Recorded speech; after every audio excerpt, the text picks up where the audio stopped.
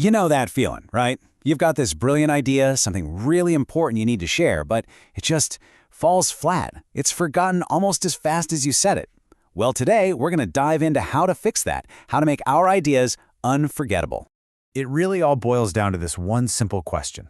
I mean, think about it. Urban legends, those catchy ad jingles you can't get out of your head, powerful speeches.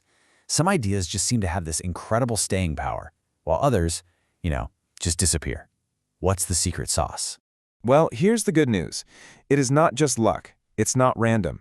There are actual identifiable traits that make ideas memorable and, well, sticky. It's not magic. It's all about design. So we're on the hunt for that very formula. And our guides on this journey are the brothers Chip and Dan Heath.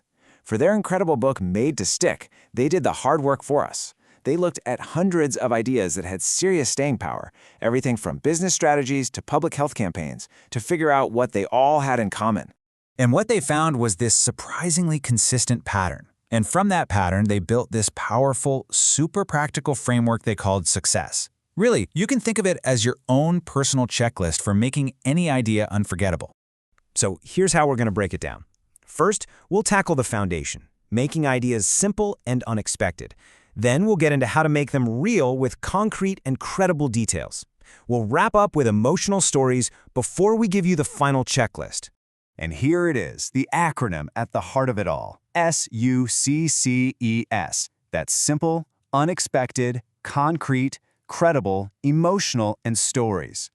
Each one of these 6 principles is like a tool in your toolbox for crafting a message that people just can't forget. So let's get into it. All right, let's start with the first 2. These are all about just getting your idea heard in the first place, right? You've got to boil your message down to its absolute core, and then you have to find a way to make people actually pay attention. Now hold on, simple does not mean dumbed down, not at all. It means finding the single most important thing. It's about becoming a master of exclusion, cutting away all the fluff until only the crucial core truth is left standing. Southwest Airlines is the perfect example of this. Their core message was so simple. We are the low-fare airline, and that one idea became the filter for every single decision they made. Should we serve a fancy chicken salad on flights? Well, does that make us the low-fare airline? Nope, so they didn't do it. That's the power of a simple core message. So once you've got that simple core message, you need people to actually listen. Let's be honest, our brains are wired to just ignore the predictable and notice whatever is different.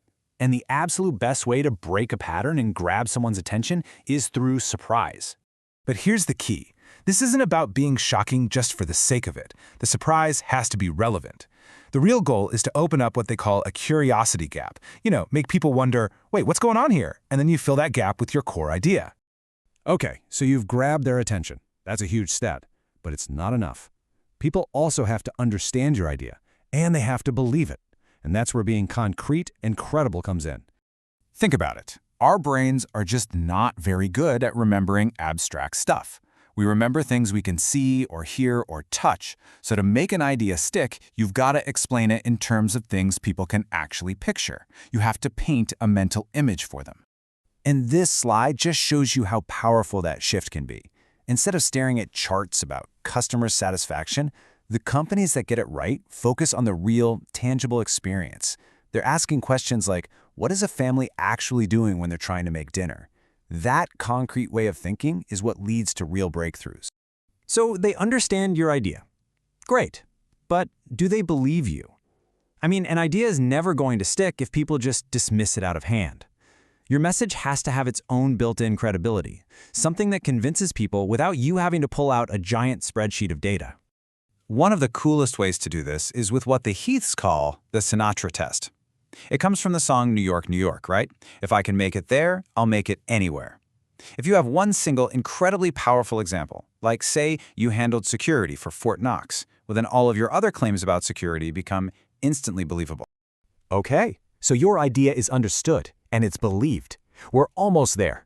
But to make it truly unforgettable, you have to make people care. And that brings us to our final 2 principles, emotion and stories. This quote right here shows why emotion is so incredibly potent. It's not just some nice-to-have feeling. It's like a biological highlighter for our memory. When we feel something, our brain literally marks that moment as important and worth remembering. The takeaway here is really straightforward. If you want people to get up and do something, you have to connect with them on an emotional level. We don't really get passionate about abstract strategies or statistics. We get passionate about people, about their struggles and their triumphs. So what's the best vehicle for delivering emotion? A story. Of course, a good story does way more than just dump information on you. It works like a mental flight simulator. It lets us experience a situation and figure out how to respond, all without actually having to be there. It gives us both context and inspiration. And you know, the best stories, the ones that really land, just feel genuine. Authenticity is everything. When your audience feels that a story is real and it's sincere, it builds this incredible bridge of trust, which makes them so much more open to the actual message you're trying to share. Phew! So we've walked through all 6 principles. Now let's pull this all together into a really simple, actionable tool that you can use every single time you need to make an idea stick. Here it is, your checklist. Before you share your next big idea, just run it through these questions. Is it simple? Did you get to the absolute core? Is it unexpected? Does it break a pattern? Is it concrete? Can people actually picture it? Is it credible? Do they believe it? Is it emotional? Are you making them care? And finally, is it a story? This framework, it's not just theory. It's a real set of practical tools. From a small suggestion you make in a team meeting to a massive presentation, these principles can totally transform how your ideas are received. So, I guess the only question left is, what idea will you make stick?